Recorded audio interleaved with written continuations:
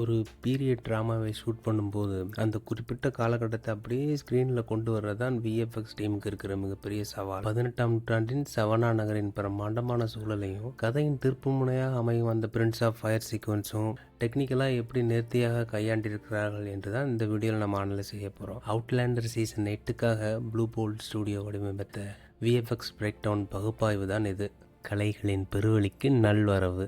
Overall VFX supervisor John நீலுடன் இணைஞ்சு Blue Bolt ஸ்டூடியோவின் விஎஃப்எக்ஸ் சூப்பர்வைசர் நிக் பர்மிங்காம் தலைமையிலான இந்த டீம் இந்த சீசனை கையாண்டிருக்காங்க. இதில் எஃப்எக்ஸ் டீமை டிம் ஜோன்ஸும் கம்போசிட்டிங் டீமை ஜூலியானோ விகானோவும் லீட் பண்ணியிருக்காங்க. நிக் பர்மிங்காம் தலைமையிலான ப்ளூ போல்ட் டீம் மொத்தம் 160 விஎஃப்எக்ஸ் ஆட்டை இந்த சீசனுக்காக டெலிவரி பண்ணியிருக்காங்க. முக்கியமாக ஜேமியும் கிளையரும் இருக்கக்கூடிய அமெரிக்காவின் சவானா ஜார்ஜியா நகரத்தை 18th செஞ்சுரியில் இருந்தது போல் ரீக்ரியேட் பண்ணியிருக்காங்க. இதற்காக ஸ்காட்லாந்து மற்றும் டெர்பைஷியர் ஆகிய லொக்கேஷன்கள் எடுக்கப்பட்ட ஃபுட்டேஜ்களை மாற்றி அமைச்சு டிஜிட்டல் முறையில் காம்பைன் பண்ணியிருக்காங்க. சவானா நகரின் பாரம்பரிய எஸ்டேட் வீடுகளுக்காக சிஜி செட் எக்ஸ்டென்ஷன்ஸும் அந்த நகரத்தின் துறைமுகம் மற்றும் டவுனை முழுமையாக காட்ட 360 டிகிரி ஏரியல் எஸ்டாப்ளிஷிங் ஷாட்டும் மிக துல்லியமாக லைட்டிங்கிற்கு ஏற்ப மேட்ச் பண்ணப்பட்டிருக்கு.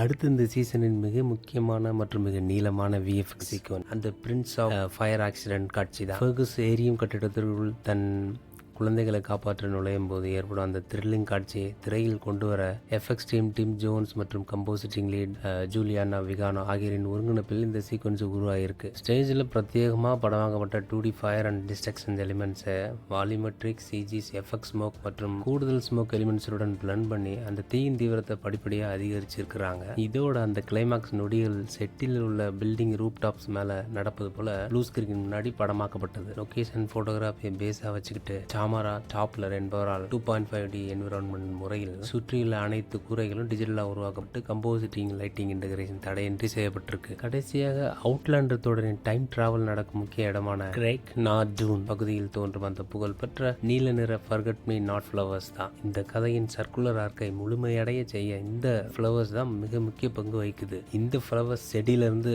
ஆக்சிலரேட்டட் கிரவுத் அன்ஃபர்லிங் மற்றும் ப்ளூமிங் ஆகும் காட்சிகளை blue bolt team CG animation மூலமாக உருவாக்கியிருக்காங்க. மிக நுணுக்கமான அனிமேஷன் மற்றும் அதன் நேச்சுரல் லைட்டிங் இன்டகிரேஷன் ஒட்டுமொத்த கதையின் உணர்ச்சிகரமான இறுதி பகுதிக்கு ஒரு சிறந்த விசுவல் சப்போர்ட்டாக அமைஞ்சிருக்கு. ஒரு கதைக்களத்திற்கு தேவையான சூழலை சினிமேட்டிக் எஃபெக்ட்ஸ் மூலமா எவ்வித தொய்வும் இல்லாமல் திரையில் கொண்டு வருவதில் ப்ளூ போல்ட் ஸ்டுடியோவின் பங்களிப்பு மிக முக்கியமானது. இந்த டெக்னிக்கல் அனாலிசிஸ் குறித்த உங்களது கருத்துக்களை கீழே கமெண்ட் பண்ணுங்க.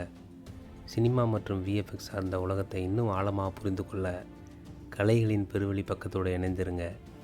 மீண்டும் ஒரு சுவாரஸ்யமான தொழில்நுட்ப பதிவில் உங்களை சந்திக்கிறேன். நன்றி.